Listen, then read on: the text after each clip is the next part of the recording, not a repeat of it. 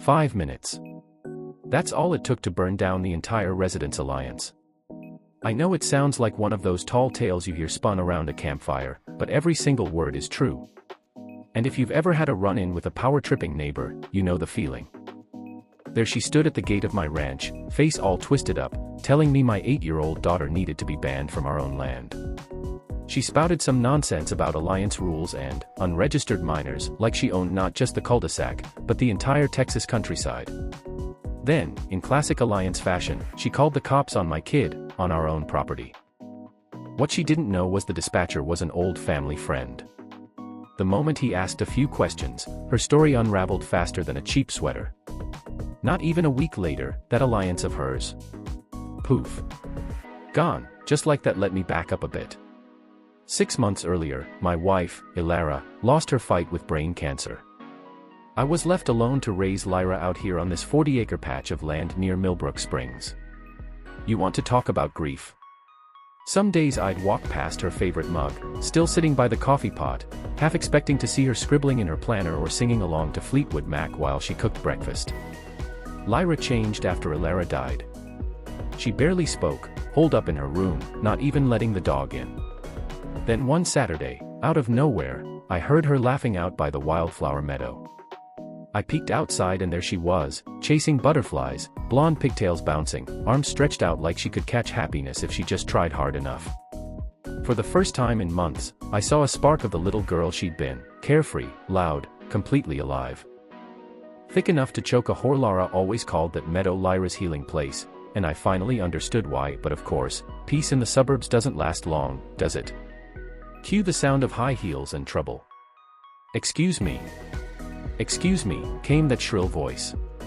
Vesper Blackthornne, Residence Alliance chairwoman, storming across our grass with her lawyer and a damning clipboard trailing behind like a lost puppy. She was the type who never took no for an answer. Perfect blazer, perfume SE, a permanent scowl as if smiling cost her money. Thick enough to choke a whore. Lara always called that meadow Lyra's healing place, and I finally understood why. But of course, peace in the suburbs doesn't last long, does it? Cue the sound of high heels and trouble. Excuse me, came that shrill voice. Vesper Blackthornne, Residence Alliance chairwoman, storming across our grass with her lawyer and a damning clipboard trailing behind like a lost puppy. She was the type who never took no for an answer.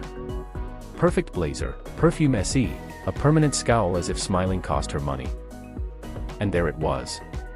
Helena's signature, dated right in the middle of her chemo, on something that read more like a land grab than a landscape agreement.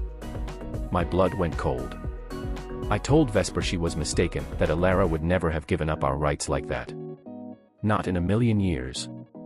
Vesper just smiled with all the warmth of a tax collector. Ignorance of the law doesn't excuse you, Mr. Starling. I suggest you comply. When she pulled out her phone to call 911, I was angry enough to spit nails. She made her report, painted me as some wild-eyed trespasser. Made it sound like I was endangering children on protected Alliance land. Lyra clung to my side, wide-eyed and silent. And I realized in that moment, these people only win if you play by their rules. Come on, sweetheart. Let's go inside, I whispered.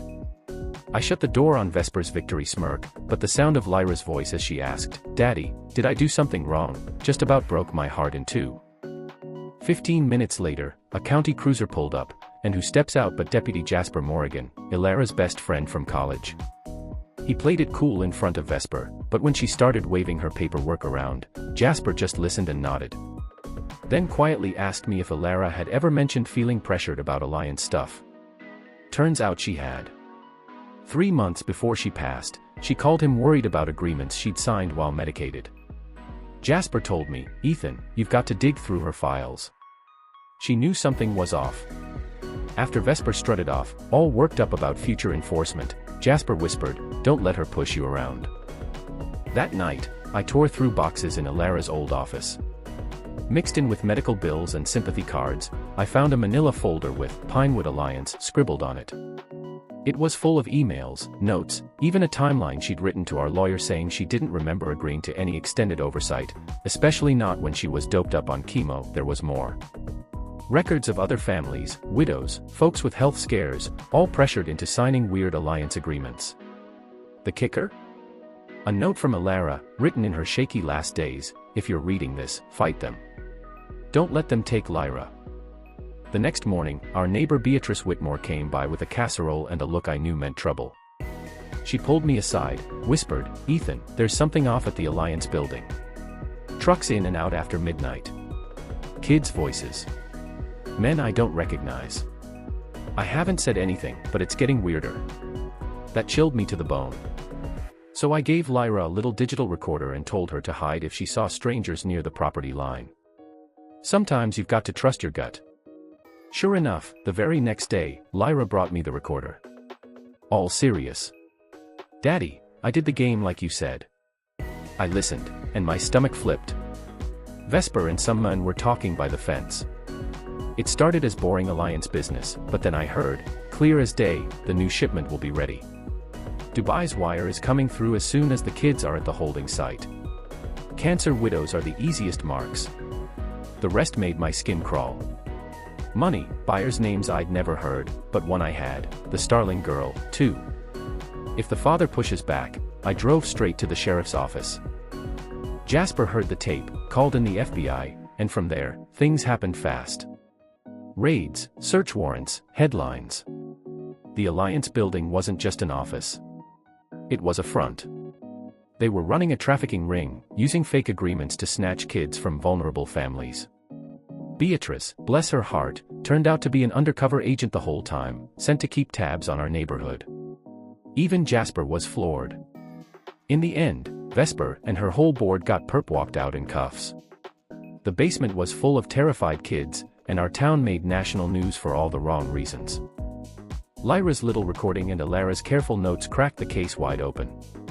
They found more families, more fake contracts, a whole network stretching across 3 states. The best part? Watching Vesper try to talk her way out of federal charges in front of half the county, still in that white blazer, face pale as death, screaming about, just protecting children. Yeah, right. We planted a garden where the old Alliance sign used to stand, right there in the wildflower meadow Alara loved. Lyra runs through it now, free as ever. Sometimes I sit out there and tell Alara about the day her bravery and our stubbornness brought the bad guys down, but I wonder how many towns have folks like Vesper hiding real darkness behind rules and fences. What would you do if it was your family? If this story hit home or just made your jaw drop, drop a comment and tell me where you stand on residence alliances, power, and justice. Would you fight back or try to keep the peace? Like, share, and subscribe if you think good neighbors can change the world, even if it means making a little noise along the way.